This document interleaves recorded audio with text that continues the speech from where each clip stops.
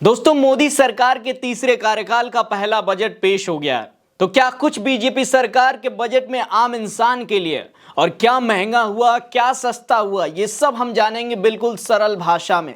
मगर सरकार के इस बजट को लेकर विपक्ष ये कह रहा है कि सरकार ने केवल लोगों को एक बार फिर छला है। ऐसे ही बजट बीजेपी सरकार ने पिछले कई सालों से पेश किए हैं, मगर बदला कुछ भी नहीं।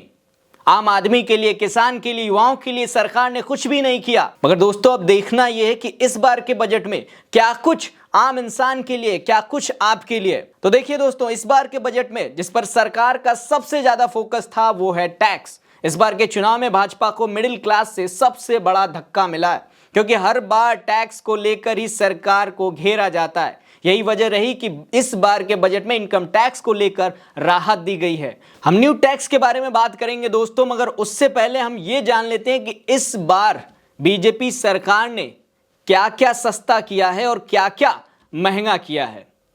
तो देखिए दोस्तों, वित्त मंत्री ने मोबाइल फोन, मोबाइल चार्जर पर बीसीडी को घटाकर 15% करने की घोषणा की है।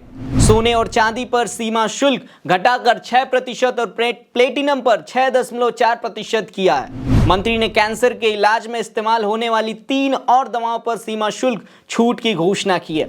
वित्त मंत्री ने सोलर पैनलों बनाने में छूट वाली पूंजीगत सामान की लिस्ट का विस्तार करने का भी प्रस्ताव किया है। साथ ही अमोनियम नाइट्रेट पर सीमा शुल्क बढ़ाकर 10% और गैर बायोडिग्रेडेबल प्लास्टिक पर 25% करने का प्रस्ताव किया है। इसके अलावा वित्त मंत्री ने भारत में मोबाइल फोन निर्माण को बढ़ावा देने के लिए कैमरा लेंस सहित अलग अलग कंपोनेंट्स पर आयात टैक्स को कम करने की घोषणा की है।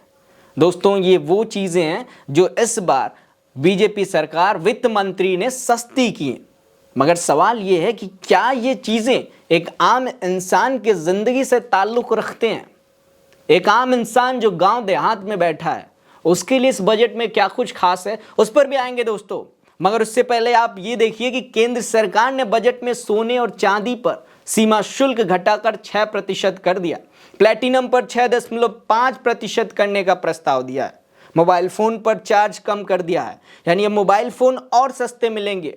यहाँ पर सरकार मोबाइल फोन सस्ते कर दे रही है और प्राइवेट इंडस्ट्री, प्राइवेट कंपनियां जो हैं वो रिचार्ज महंगा कर रही हैं।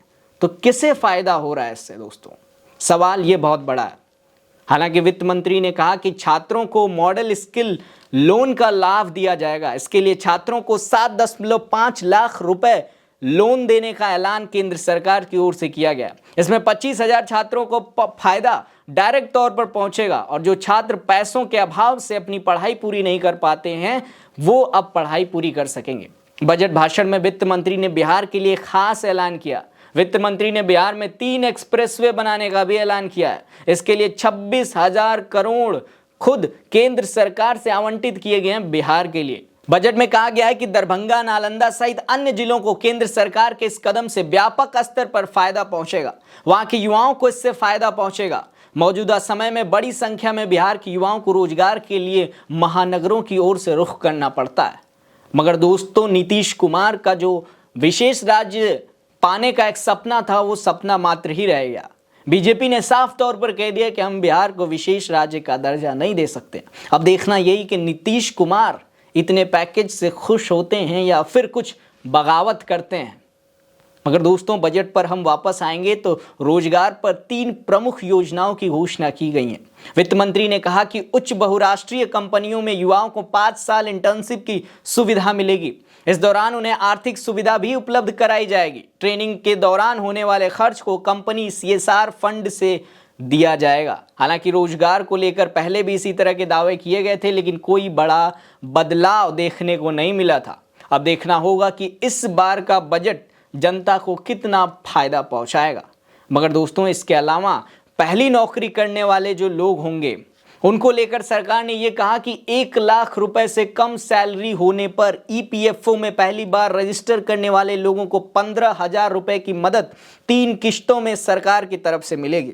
एजुकेशन लोन को लेकर सरकार ने कहा कि जिन्हें सरकारी योजनाओं के तहत कोई फायदा नहीं मिल रहा है उन्हें देश भर के संस्थान में एडमिशन के लिए लोन मिलेगा। लोन का 3% तक पैसा सरकार देगी। इसके लिए ई वाउचर्स लाए जाएंगे जो हर साल 1 लाख स्टूडेंट्स को मिलेंगे। हालांकि बिहार और आंध्र प्रदेश को लेकर केंद्र सरकार ने यह कहा कि आंध्र प्रदेश को हम 15,000 करोड़ का विशेष पैकेज दे रहे हैं और बिहार को 27 करोड़ लेकर टोटल मिलाकर 57.5 हजार करोड़ रुपए का मदद दिया है।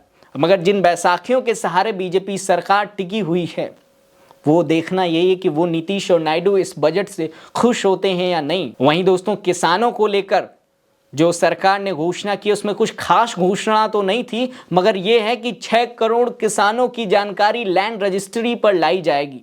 5 राज्यों में नए किसान क्रेडिट कार्ड जारी किए जाएंगे। इसके अलावा न कर्ज माफी, न फसलों के उत्पादन के बढ़ाए जाने वाले दामों पर कुछ भी ऐसा कुछ खास ऐलान नहीं किया गया जो किसान मांग कर रहे हैं। युवाओं के लिए मुद्रा लोन की बात की है सरकार ने कि 10 लाख जो लोन मिला करता था पहले मुद्रा लोन की तहत, अब उसे बढ़ाकर 20 लाख रुपए किया जाएगा। 500 टॉप कंपनियों में 5 करोड़ युवाओं को इंटर्नशिप का वादा भी सरकार ने किया है। महिलाओं और लड़कियों के लिए लाभ पहुंचाने वाली योजनाओं के लिए 3 लाख करोड़ रुपए का प्रावधान भी सरकार ने रखा है। इसके अलावा सूर्य घर मुफ्त बिजली योजना के तहत 1 करोड़ घरों को 300 यूनिट तक हर महीने बिजली फ्री देने का वादा सरकार ने किया है।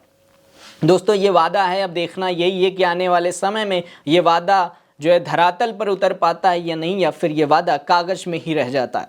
मगर जो टैक्स को लेकर छूट दी है सरकार ने उस पर गौर करिए, क्योंकि इसी का ढिढोरा पीट रही है सरकार कि हमने टैक्स में बहुत बड़ा छूट दे दिया, आम इंसान को छूट दे दिया। मगर ऐसा नहीं है दोस्तों, मात्र 1 लाख का छूट मिला है। जो पहले 0 से 3 लाख रुपए कमाते थे वो 0 रुपए का टैक्स भरते थे, उन्हें अभी भी भरना होगा।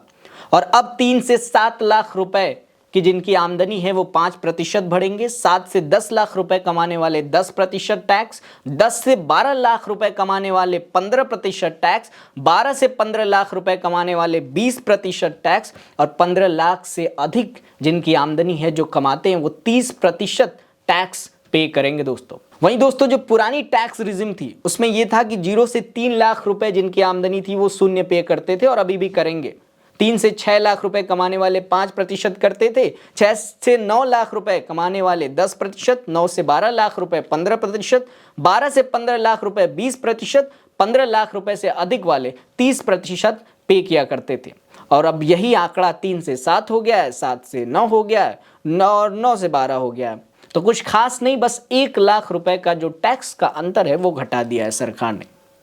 अब दोस्तों, देखना यही है कि इस बजट से आम इंसान के पॉकेट में कितनी मनी सेव हो पाती है और ये बजट आपको कितना उपयोगी लगा। अपना जवाब नीचे कमेंट सेक्शन में लिखकर जरूर बताइएगा। आज के लिए इस वीडियो में इतना ही। मेरा नाम है अरुण चौरसिया। मिलेंगे अगले वीडियो में, तब तक के लिए नमस्कार।